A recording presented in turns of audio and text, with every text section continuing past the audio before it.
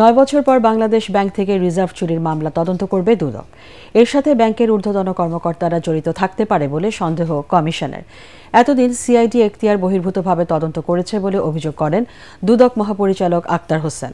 এদিকে 380 কোটি টাকার দুর্নীতির অভিযোগে মামলা হয়েছে বরখাস্ত হওয়া মেজর জেনারেল জিয়াউল আহসান ও তার স্ত্রীর বিরুদ্ধে। এছাড়াও দুর্নীতির অভিযোগে মামলা হয়েছে পার্বত্য চট্টগ্রাম বিষয়ক সাবেক প্রতিমন্ত্রী কুদেন্দ্র লাল ত্রিপুরা ও বগুড়ার সাবেক এমপি হাবিবুর রহমানের বিরুদ্ধে।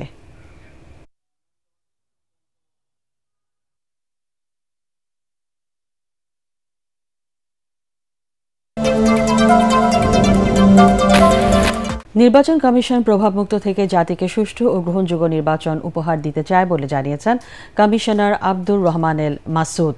ভোটার তালিকা হালনাগাদ উপলক্ষে পটুয়াখালীতে জেলা নির্বাচন অফিসে মতবিনিময় সভায় তিনি একথা জানান। প্রধান উপদেষ্টা ঘোষিত সময়ের মধ্যেই জাতীয় নির্বাচন অনুষ্ঠিত হবে বলে জানান নির্বাচন কমিশনার। সভায় পটুয়াখালীর সকল উপজেলার নির্বাচন কর্মকর্তা সহ অন্যান্যরা উপস্থিত ছিলেন।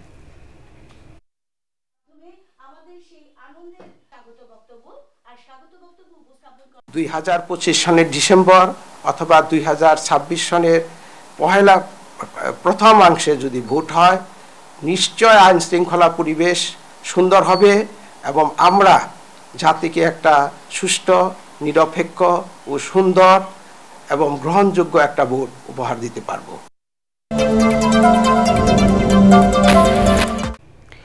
জাতিসংঘের মানবাধিকার বিষয়ক হাইকমিশনার ভলকার তুর্ক বলেছেন, জুলাই আগস্টের গণ অভ্যুত্থানে সংঘটিত নৃশংসতার বিষয়ে জাতিসংঘের তদন্ত প্রতিবেদন চূড়ান্ত পর্যায়ে রয়েছে।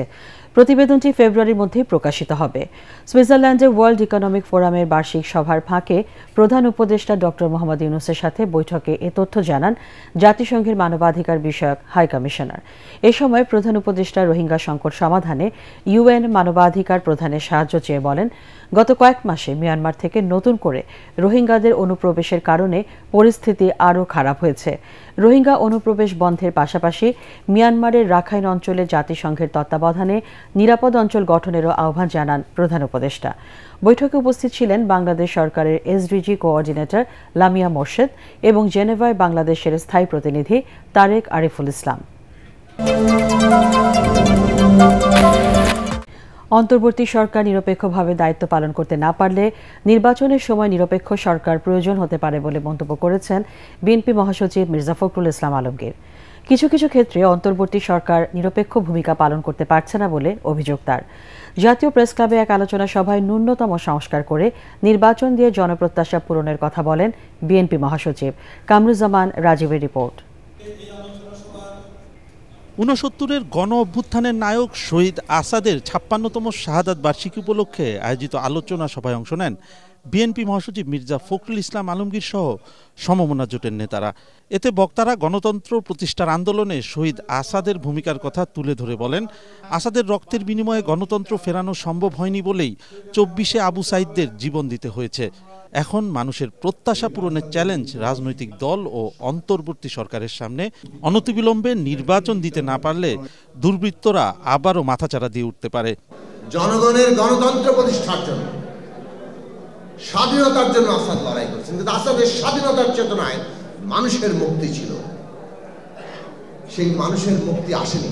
যুগে যুগে ফয়সালা রাজপথে হয়েছে, আবারও ফয়সালা যদি রাজপথে আমাদের যেতে না হয়, সেজন্যে আজকে আমাদের অনুরোধ থাকবে অন্তর্বর্তীকালীন সরকারের কাছে যে যত দ্রুত সম্ভব প্রয়োজনীয় যে সংস্কার প্রায় শেষ, এখন দ্রুত নির্বাচন দিয়ে গণতান্ত্রিক সরকারের কাছে ক্ষমতা হস্তান্তর হবে। এটাই আজকে জাতির প্রত্যাশা। 15 বছর বঞ্চিত এই নির্বাচনের মাধ্যমে আমাদের জনগণ তারা তাদের প্রতিনিধিকে নির্বাচিত করবার একটা সুযোগ পাবেন। এখন এখানে জোর করে যদি সেই বিষয়টাকে আপনার একটু বিতর্কিত করে ফেলা হয়, তাহলে জনগণ আবার তাদের সেই অধিকার থেকে বঞ্চিত হবে। মির্জা ফখরুল অভিযোগ করেন, অনেক ক্ষেত্রেই অন্তর্বর্তী সরকার নিরপেক্ষ ভূমিকা রাখতে পারছে না। নিরপেক্ষতা বজায় রেখে দেশকে সংকট থেকে মুক্ত করতে অন্তর্বর্তী সরকারের প্রতি আহ্বান জানান বিএনপি মহাসচিব। অন্তর্বর্তীকালীন সরকার যদি নিরপেক্ষ না থাকে, তাহলে একটা নিরপেক্ষ সরকার দরকার হবে নির্বাচনের সময়। আমি কথাটা বলেছি, কারণ আছে। কারণ আমরা দেখছি যে বেশ কিছু বিষয়ে অন্তর্বর্তীকালীন সরকার নিরপেক্ষতা পালন করতে পারছেন না। আমি তাই অনুরোধ করব, আমি প্রত্যাশা করব যে আমরা আশা করি যে অন্তর্বর্তীকালীন সরকার তারা সেই নিরপেক্ষতা পালন করবেন এবং দেশে যে সংকট আছে সেই সংকট থেকে দেশকে মুক্ত করবার জন্য তারা কাজ করবেন। ন্যূনতম যে সংস্কার হচ্ছে নির্বাচন কেন্দ্রিক, সেই সংস্কারগুলো করেই আমাদের দ্রুত নির্বাচনের পথে যাওয়া উচিত। নির্বাচন কেন্দ্রিক সংস্কার করে নির্বাচনের পথে যাওয়ার তাগিদ দিয়ে মির্জা ফখরুল বলেন, পুরো সংস্কারের কমিটমেন্ট বাস্তবায়ন করবে ভোটের মাধ্যমে নির্বাচিত জনগণের প্রতিনিধি।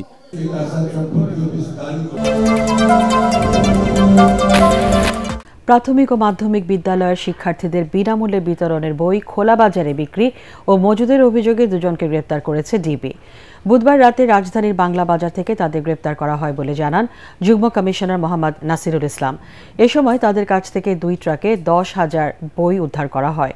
রিপোর্ট করছেন আদ্দিন সজীব। 250-টিরও বেশি ডিজাইন অপশন নিয়ে ওয়ালটন স্মার্ট ফ্রিজ, বোঝে আপনার প্রয়োজন।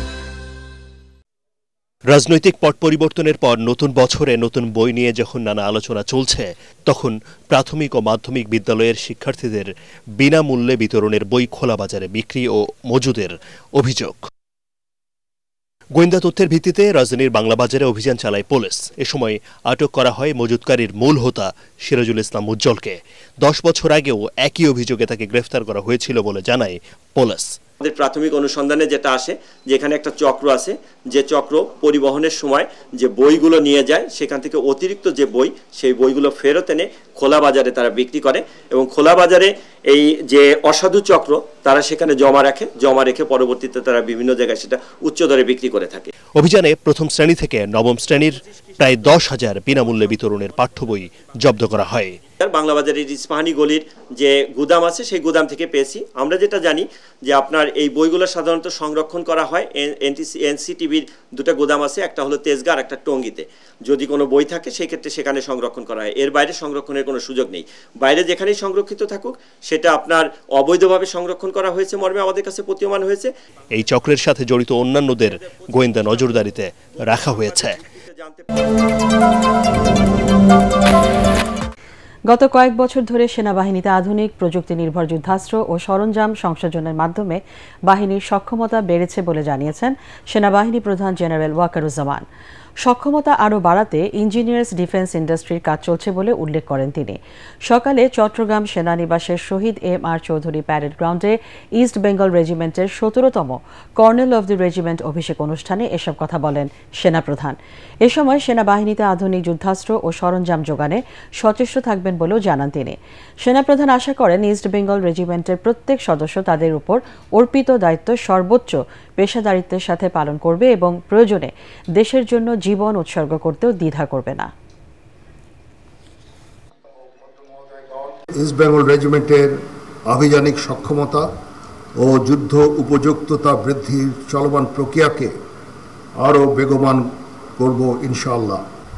পেশাগত দক্ষতার পাশাপাশি একটি সুন্দর জীবনমান আমাদের সকলের কাম্য। আমি যে কোনো কল্যাণমুখী কার্যক্রম বাস্তবায়নের জন্য সর্বদা সচেষ্ট থাকব। এ বিষয়ে আমি রেজিমেন্টের সকল সদস্যদের সহযোগিতা কামনা করছি। সূর্যের দেখা মিললেও সকাল থেকেই কুয়াশায় ঢাকা ছিল রাজধানী সহ দেশের কিছু এলাকা। এতে গত কয়েকদিনের তুলনায় আজ শীত একটু বেশি অনুভূত হচ্ছে।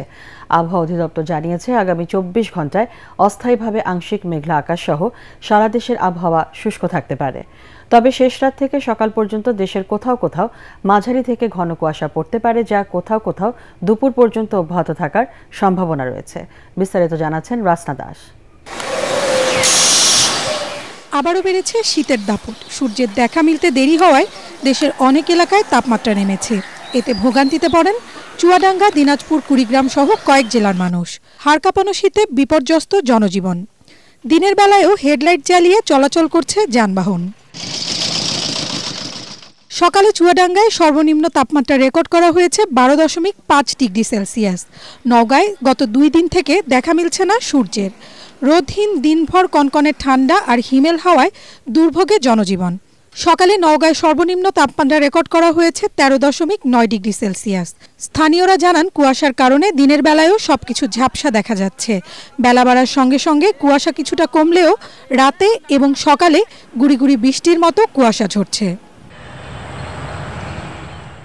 আবহাওয়া অফিস জানিয়েছে চলতি মাসে শৈত্যপ্রবাহ হয়েছে 3টি, তবে একটিও তীব্র শৈত্যপ্রবাহের রূপ নেয়নি।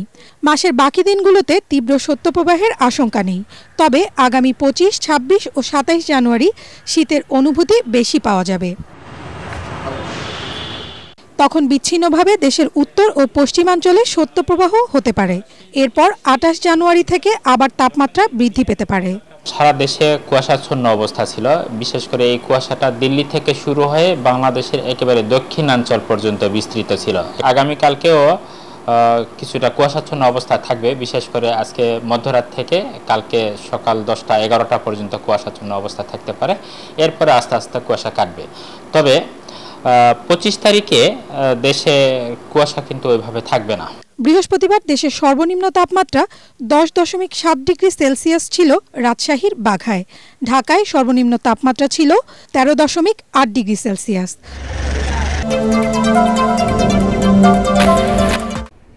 নদীর নাব্যতা ফেরাতে খাগড়াছড়ির চেঙ্গি ও মাইনী নদীর খনন কাজ করছে পানি উন্নয়ন বোর্ড। এতে নাব্যতা ফিরে পাবে এই দুই নদীর প্রায় 57 কিলোমিটার নদীপথ। এরই মধ্যে খননের সুবিধা পেতে শুরু করেছেন খাগড়াছড়ির মহালছড়ি, রাঙামাটির লংগদু আর নানিয়ারচর এলাকার মানুষ। অনাবাদি জমিতে নতুন করে ফসল ফলানোর স্বপ্ন দেখছেন কৃষকরা। খাগড়াছড়ি থেকে আবু দাউদের রিপোর্ট, জানাচ্ছেন জাহিদুল আলম।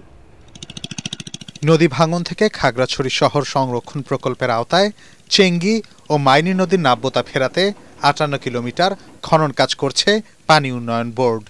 ব্যয় ধরা হয়েছে 250 কোটি টাকা। এই খনন কাজের মাধ্যমে নদী দুটিতে নাব্যতা ফিরতে শুরু করায় চলছে নৌকা, ধরা পড়ছে মাছ। অনাবাদি জমিগুলো আসছে চাষের আওতায়। সুবিধা পাচ্ছেন খাগড়াছড়ির মহালছড়ি ও রাঙামাটির লংগদু আর নানিয়ারচর এলাকার হাজারো মানুষ। নদী পাশ হয়েছে, গভীরতা হয়েছে। এখন বোট নৌকা নিয়ে আমরা মাইনি মেরুন যাইতে পারি, খুব আরামে আছি। মাছ আগে উঠতে পারতো না, এখন মাছ উঠে আমরা মাছও ধরে চলতে পারি।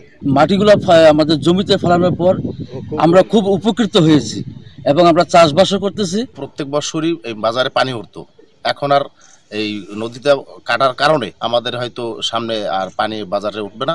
এদিকে ঠিকাদারি প্রতিষ্ঠানের কর্মকর্তারা জানান, নদীর তলদেশে খড়কুটো ও পাথর থাকায় ধীরে এগুচ্ছে খনন কাজ।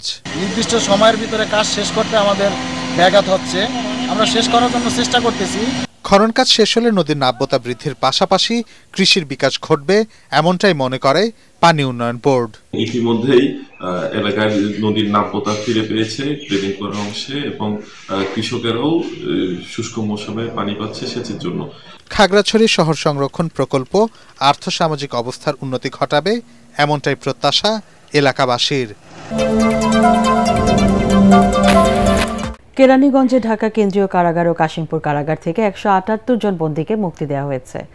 কারাফটকে তাদের ফুলেল শুভেচ্ছা জানান স্বজনরা। চাকরি ফিরে পাওয়া সহ ভবিষ্যৎ জীবনযাপনের নিশ্চয়তা চান তারা। খায়রুল ইসলামের রিপোর্ট। ঢাকা কেন্দ্রীয় কারাগারের সামনে ফুল দিয়ে প্রিয়জনকে বরণ করার জন্য হাজির হন পরিবারের সদস্যরা। দীর্ঘদিন পর পরিবারের স্বজনদেরও কাছে পেয়ে আবেগে আপ্লুত হয়ে পড়েন তারা। দীর্ঘ 16 বছর পর মুক্ত বাতাসে নিঃশ্বাস নিতে পেরে খুশি বিডিআর সদস্যরা। 17-16 বছরের ভিতরে মা হারাইলাম, দাদা নানি সব হারাইলাম, আর কিছু নেই এখন। এইটাই চোখে দেখেন, এইটাই। তাদের যে চাকরি পুনর্বহাল করুক এবং যারা এই ধরনের ঘটনা ওখানে বিডিআর হত্যাকাণ্ড করছে তাদেরও উপযুক্ত শাস্তি হোক। সরকার কাছে কি চাওয়া, এখন চাওয়া থাকবে, এখন আমাদের পূর্ণ যে ইয়েগুলো তারা কাছে করবো, তারপরে যে কত বছরের বেতন ইয়েতে সুযোগ সুবিধা যা নিছে এখন আমরা এগুলো চাই, এখন এগুলো পূর্ণ বহাল আমরা চাই।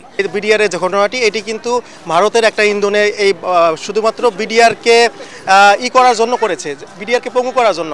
এত উচ্ছ্বাসের মাঝেও আক্ষেপ আর কষ্ট নিয়ে কারাফটকে বসে আছেন বৃদ্ধ বিডিআর সদস্য হাফিজুর রহমান।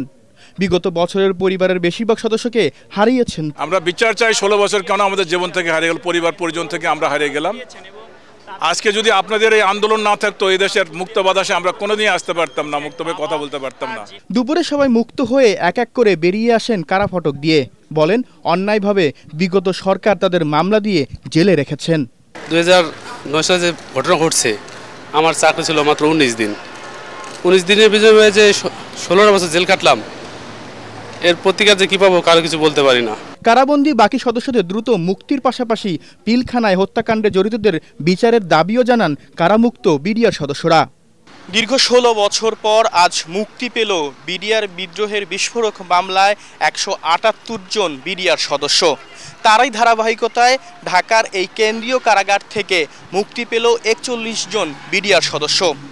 এ সময় পরিবারের সদস্যদের খুব কাছ থেকে আলিঙ্গন করতে পেরে আবেগে আপ্লুত হয়ে পড়েন তারা।